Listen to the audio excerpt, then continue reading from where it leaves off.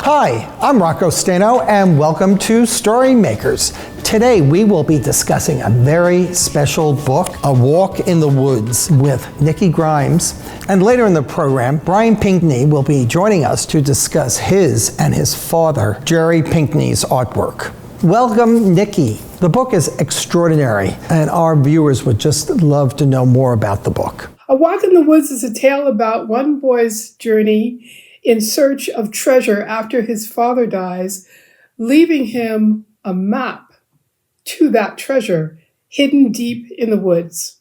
The story tells of wild and wonderful creatures the boy meets on the path and the beautiful secrets he discovers when he finally finds the treasure that his father left behind just for him.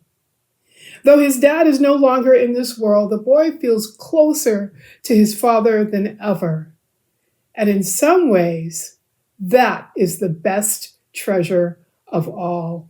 Can you tell us how this story came to be? Jerry Pinkney and I had known each other for over 40 years. We both loved nature and felt that there weren't enough books about Black characters in nature, so we decided to create one. First, though, I had to come up with a story.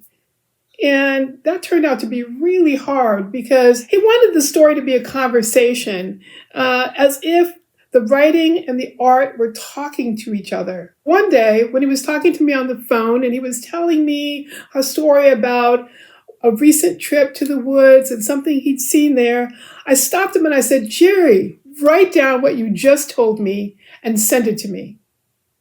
And he'd also done some drawings of things that he'd seen in the woods that day. And I said, send those to me as well. Then I took those stories and those sketches and used them as inspiration to write poems in response. Then little by little, I added bits about a boy who lost his father, the treasure map his dad left behind for him, and the boy going in search for this treasure in the woods where he and his father used to walk every day. Meanwhile, Jerry kept sending me new drawings of birds and trees and foxes and deer. And once I told him about the boy, then he started to make drawings about the boy and his journey into the woods. But here's the sad part. Jerry suddenly got very, very sick and died before he could add paint to the drawings. Everybody who knew Jerry cried a lot when it happened, including me. I missed my friend. And it hurt that he couldn't finish the special book that we made together. But here's the good part.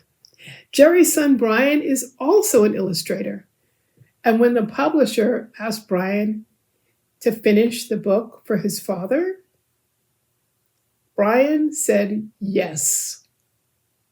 How special is that?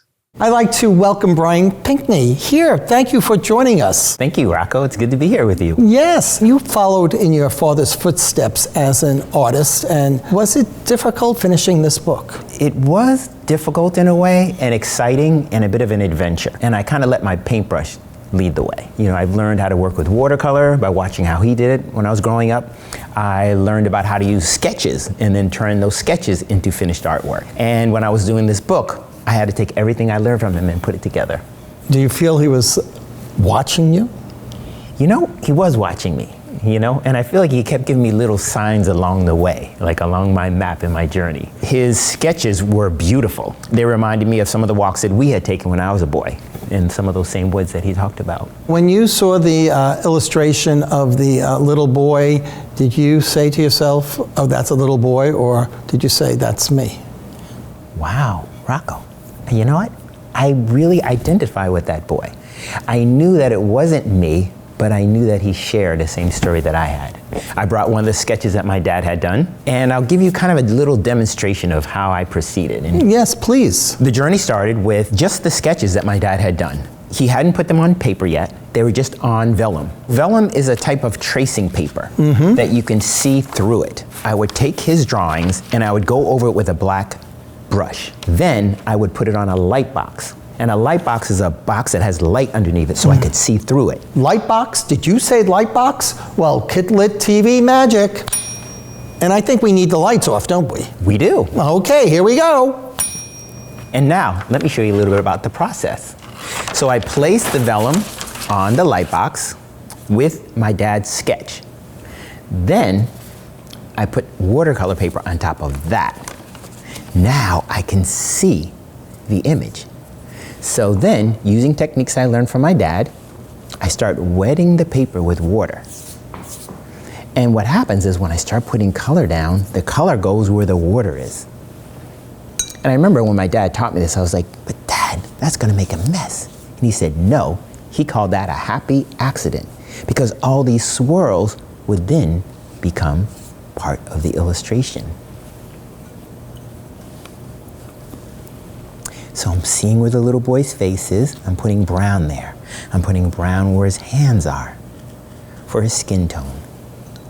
I'm using different earth tones for all the little weeds and things like that. And I'll use green for his shirt. And a little blue for his pants.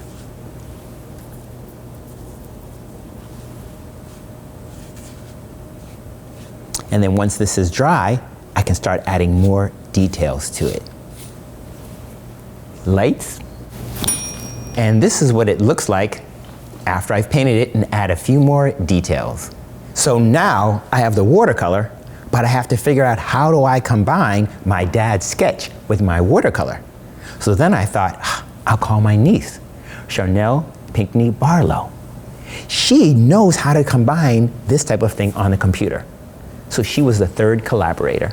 And that was Jerry's granddaughter. Yes, Jerry's granddaughter. So there were three generations involved with this book. And she was able to combine them, so instead of being underneath, my dad's drawings went on top, and that produced the final illustration.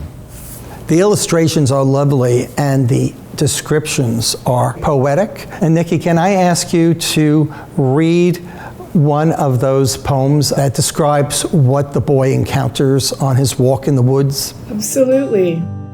I stomped past the split rock that marks the trailhead and nearly crush a coiling creature. Sorry, it's garter snake. Leave. Someone may come to gather the sun-beaten diamonds along your coiled, cold-blooded body. I wonder how much those diamonds are worth. Hide. Now. Hurry.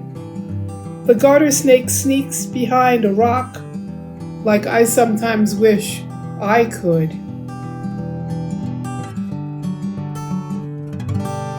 Thank you so much. Brian, what were you doing? I was actually making a map of the map that's in the story. Really? Tell us about it. One of the things that I used to like to do when I was a little kid was when I made my own maps, I'd always start with my house. That's where I lived. And this is where I live in Croton-on-the-Hudson. And down our driveway, across the street, there's a lake.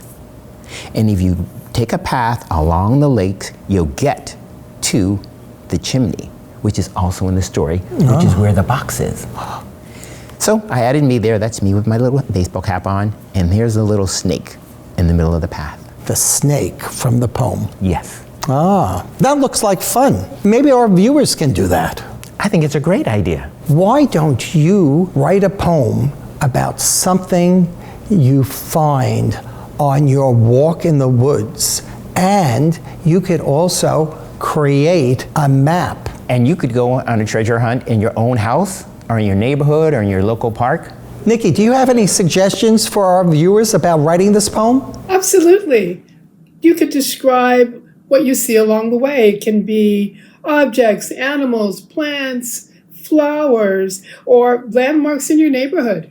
And what is in the treasure box? Choose something that's meaningful to you. Nikki, thank you so much for joining us today. It was my pleasure. And Brian, thank you for finding your way here today. Well, I had a map. Oh, it always works. Yes. Thanks. And remember, until next time, read a book in any format.